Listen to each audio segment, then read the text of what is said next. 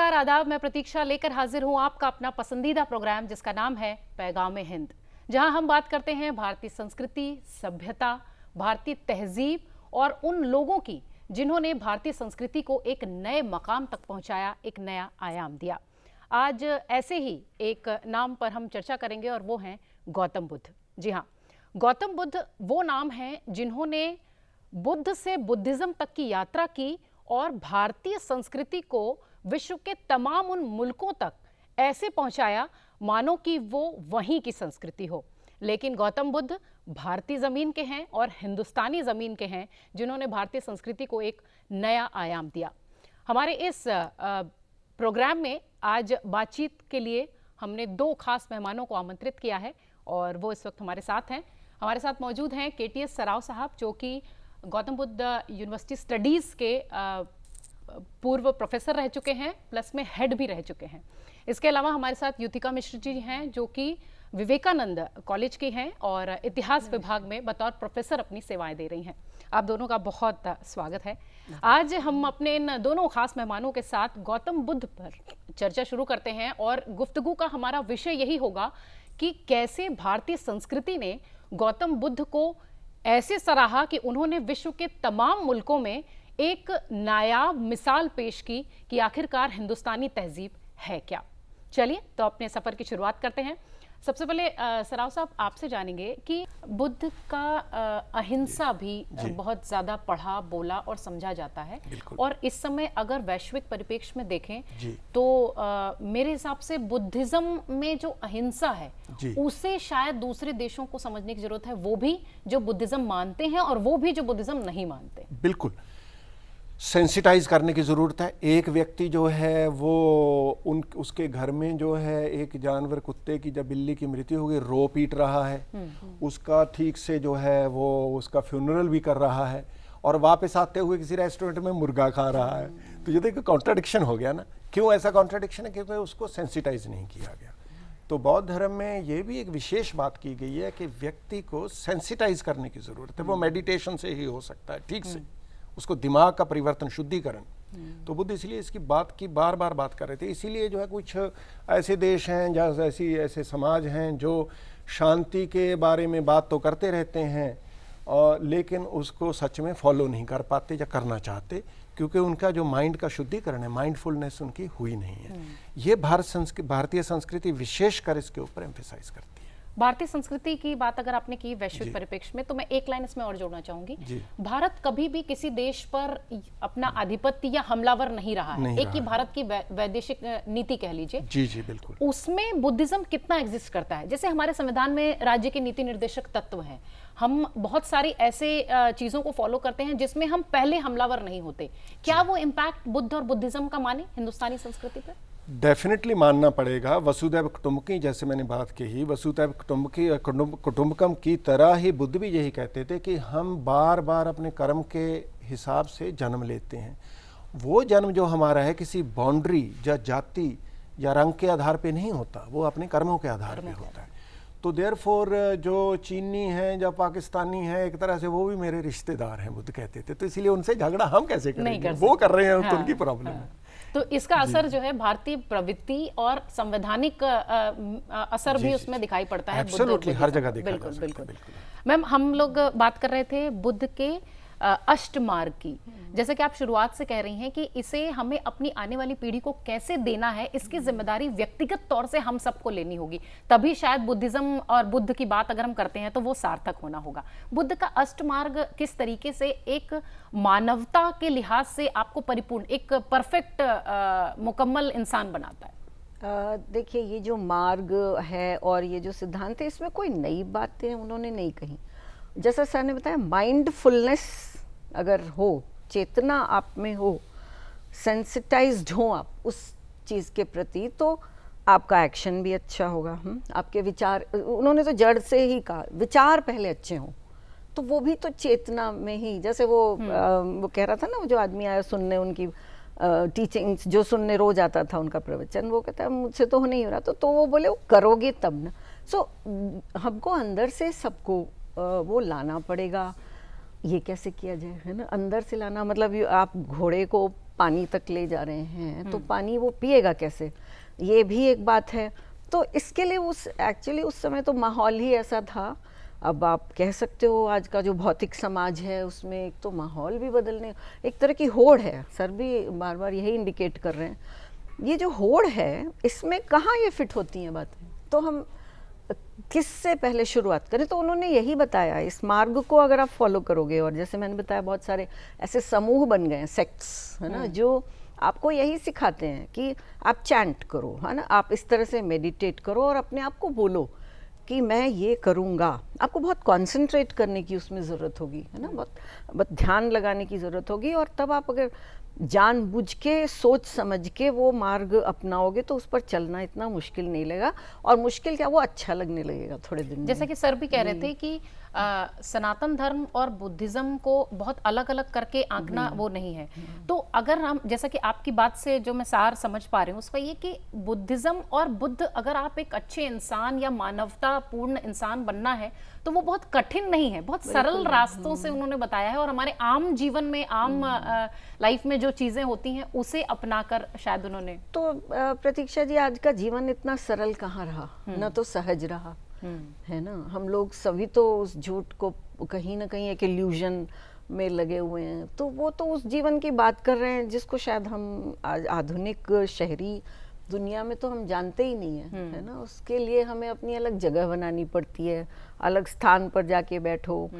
ये जो लामा और जो ये लोग होते हैं, मॉन्क्स या बुद्धिस्ट लोग, वो सब जगह एक से रहते हैं, है ना। आपको ट्रुथफुल दिखना भी है, आचरण भी वैसे ही करना है, और उनके लिए वो मुश्किल नहीं है। वो ना, उनके लिए जो हमें जो चीज़ें महत्वपूर्ण लगती हैं अपने जीवन में आम आदमी को, तो वो उन लोगों के लिए वो उसका ध्यान भी नहीं देते हैं, क्योंकि उनका जो उद्देश्य या गोल है वो उन्होंने देख लिया।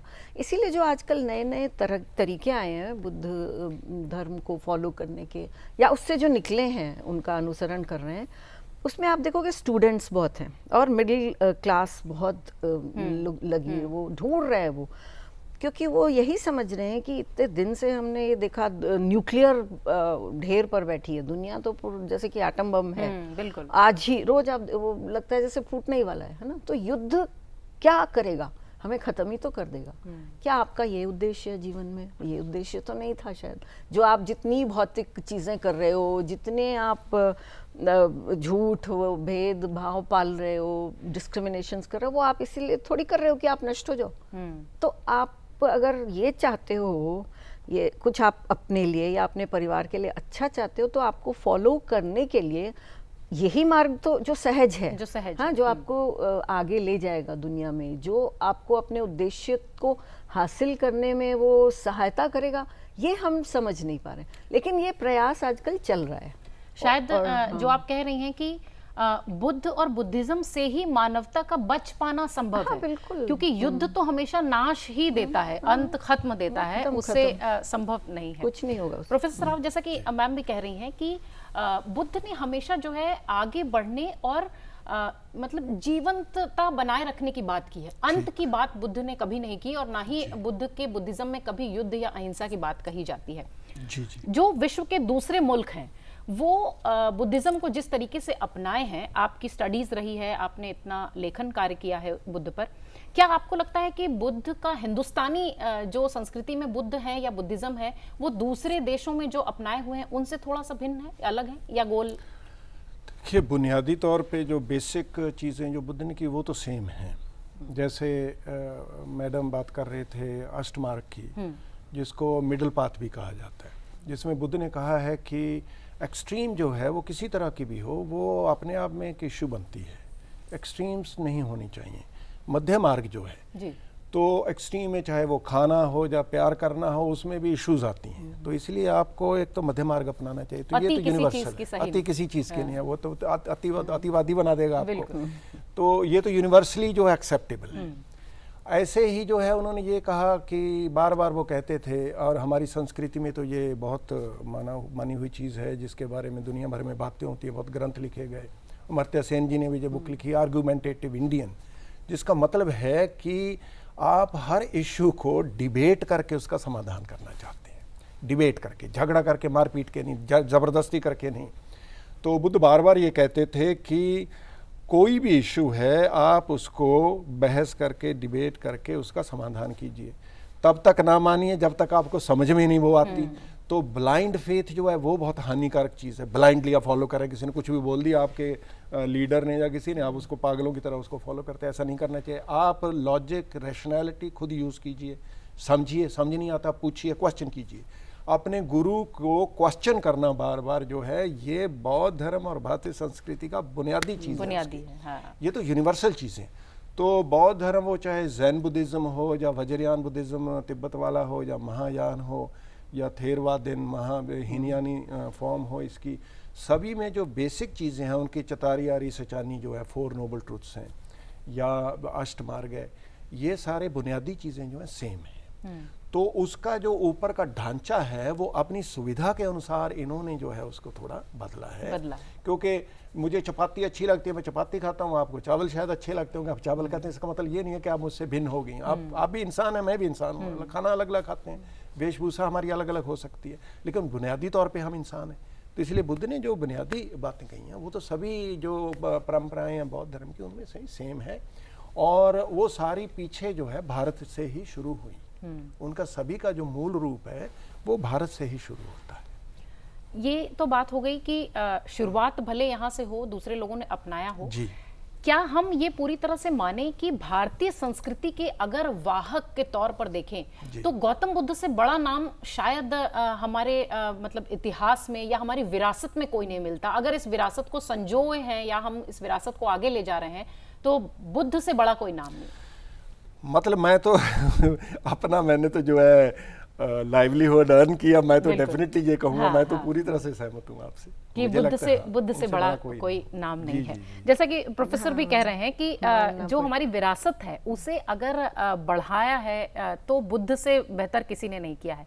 आप भविष्य में किस तरीके से इसको देखती हैं? जैसा कि हमने इतनी चर्चा हुई हमारी, ये तो तय रहा कि बुद्ध और बुद्धिज्म को खत्म करना शायद संभव नहीं है। वो एक मानव, एक इंसान बनाने की एक प्रक्रिया है जो निरंतर भविष्य में भी चलती रहेगी। आप बुद्धिज्म को अभी अपने आने वाली पीढ़ी को देना है, डिजिटल का युग है, बहुत सारी चीज़ें हैं पढ़ने पढ़ाने के लिए, इंटरनेट की दुनिया है, इसे अब किस तरीके से समेटा जाए ताकि भविष्य में जो आने वाली पीढ़ी है वो इसे वैसे ही समझ सके जैसा कि बुद्ध ने कोशिश की थी? यहाँ हमें एक चीज़ समझनी होगी कि ये जितने भी हमारे महापुरुष हुए, इन्होंने जो बातें कही हैं ये बड़ी साइंटिफिक होती थी, और हम साइंस को कहीं और आज लेके जा रहे हैं ना, मटेरियलिज्म की तरफ। तो जो वैज्ञानिक सोच है वो लॉ ऑफ नेचर पर लगी होती है, जो प्रकृति के सिद्धांत हैं। अब हम ये सोच रहे हैं ना कि आज बुद्ध कितने रेलेवेंट हैं, कल कितने रहेंगे, दुनिया नहीं रहेगी तो क्या होगा। वो दुनिया नहीं रहेगी तो भी रहेंगे। ये इस तरह का उनका जो संदेश है दुनिया का, क्योंकि जो वो बता रहे हैं सहजता, सत्य, ये हम बोलते हैं ना कि भाई ट्रुथ प्रिवेल्स, सत्यम शिवम सुंदरम, ये सब क्या है? These are laws of nature, है ना, ये सिद्धांत हैं जो कि किसी कोई भी मुलम्मा उस पर आप चढ़ाने की कोशिश करो वो हटने वाले तो नहीं है, वो तो वहीं रहेंगे।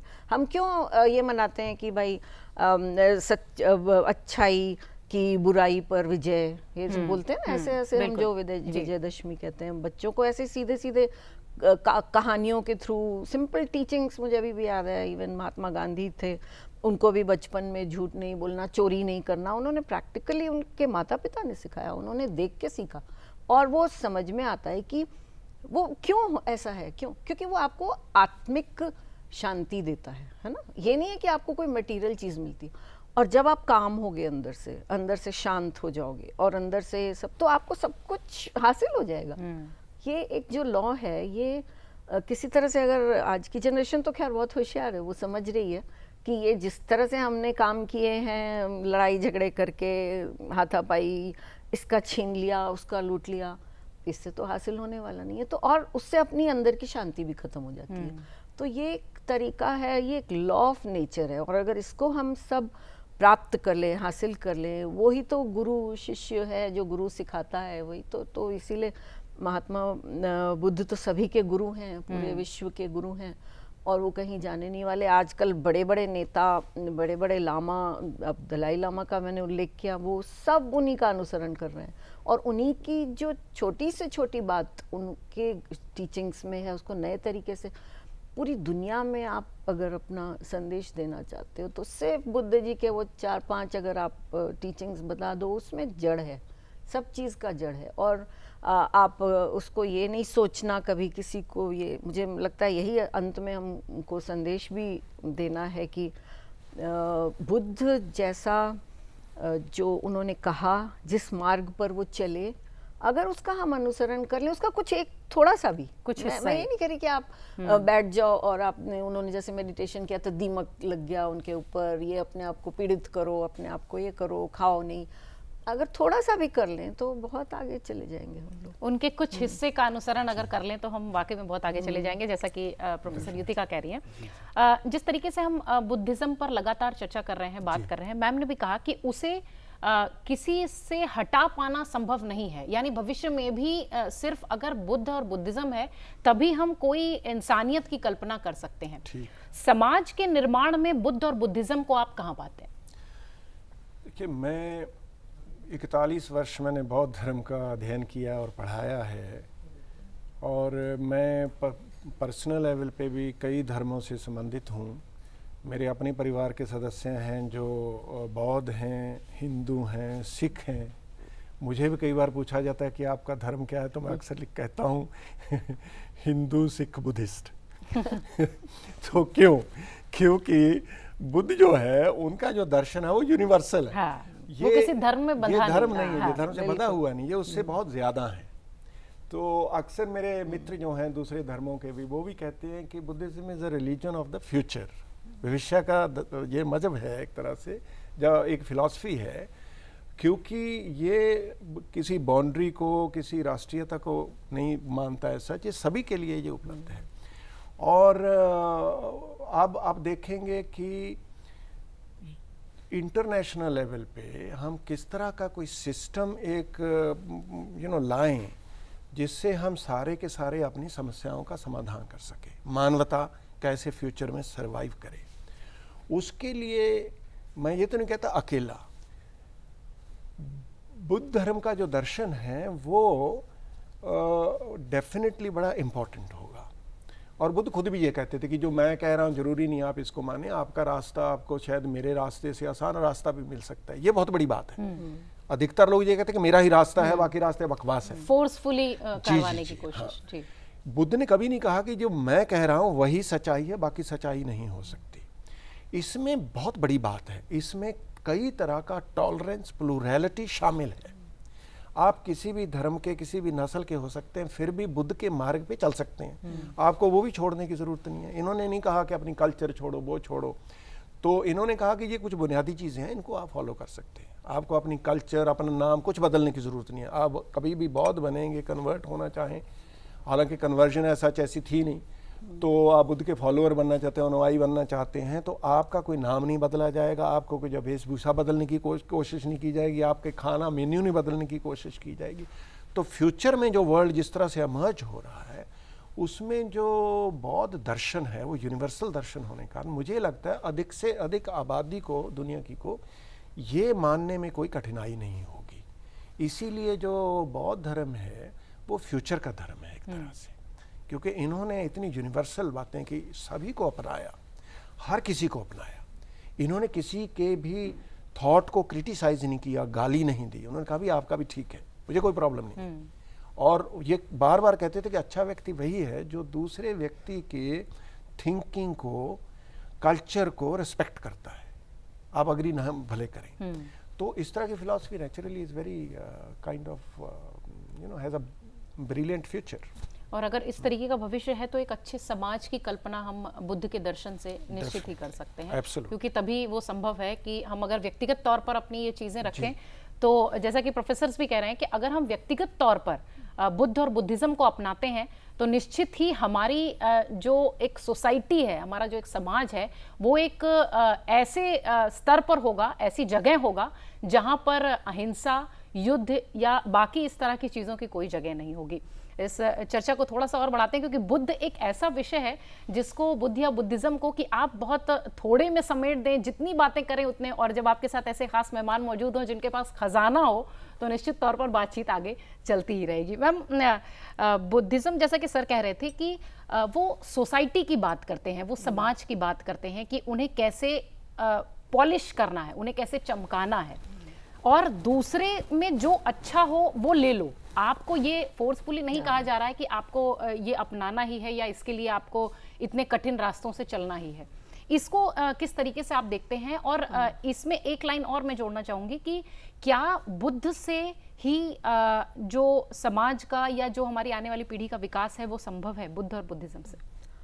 बिल्कुल सही बात है ये कि इतना उदार है ये पंथ या समुदाय, जैसा सर ने कहा। उसको धर्म के संकुचित दायरे में बोलना ठीक भी नहीं लगता है। बौद्ध धर्म बोलना मुझे भी कई बार बड़ी परेशानी होती है, क्योंकि लोग, सब लोग उसे मानते हैं जैसा, और प्रत्येक धर्म, सो कॉल्ड धर्म जिसे हम कहते हैं ना, रिलीजन के कॉन्टेक्स्ट में, उसमें ये सारी बातें हैं। तो इन्होंने कोई नई बात नहीं बताई। और दूसरी बात, जैसा सर ने भी बोला कि कोई स्ट्रिक्ट वो नहीं है रेजिमेंट कि आप आज अभी ये करना है, ये यहाँ जाना है, वहाँ जाना है, सुबह से शाम ये कर, ऐसा कुछ कोई सख्त कदम नहीं है। तो इसलिए गृहस्थों में वो बड़ा पॉपुलर हुआ कि आप अपना ट्रेड भी, एक बड़ी खास बात है ये जिस तरह से फैला, वो ट्रेड के थ्रू तो फैला। हाँ, मैन्युफैक्चरिंग, ट्रेड, कॉमर्स, जितना उस समय था, जो आता जाता था वो उनकी चर्चा कर रहा है। तो ये जो एक तो गृहस्थ हैं, व्यवसायी हैं, हर तरह के प्रोफेशंस हैं, स्टूडेंट हैं, हाँ, विद्यार्थी थे, आम महिलाएं, है ना, सब में ये पॉपुलर क्यों हुआ? कोई स्ट्रिक्ट नहीं है, आपको वो बातें बता रहा है जो आपके आचरण में डेली जरूरत है उसकी, कोई बंदिश बिल्कुल बुद्ध और बुद्धिज्म ने नहीं लगाई। आने वाली पीढ़ी को बतौर इतिहासकार, आपने बुद्ध पर इतना काम किया है, इतना लिखा है, लगभग अपना 40 साल आपने बुद्ध को दिया है और अट्रैक्ट भी रहे हैं आप बुद्ध से। अंत में चंद शब्दों में अगर आने वाली पीढ़ी को बुद्ध के लिए कुछ कहना हो या बुद्धिज्म के बारे में कुछ कहना हो तो क्या कहेंगे? मुझे लगता है मैडम का जो कह रही थी, मैं उसको आगे बढ़ा के ख़त्म करना चाहूँगा। अब ये है कि जैसे महिलाओं की इश्यूज़ हैं, बड़ी सीरियस इश्यूज़ हैं आज के समाज में। महिलाओं का इतना ज़बरदस्त डिस्क्रिमिनेशन किया जाता है हर लेवल पे, एक्सप्लॉयटेशन, वायलेंस उनके खिलाफ कितना कुछ हो रहा है।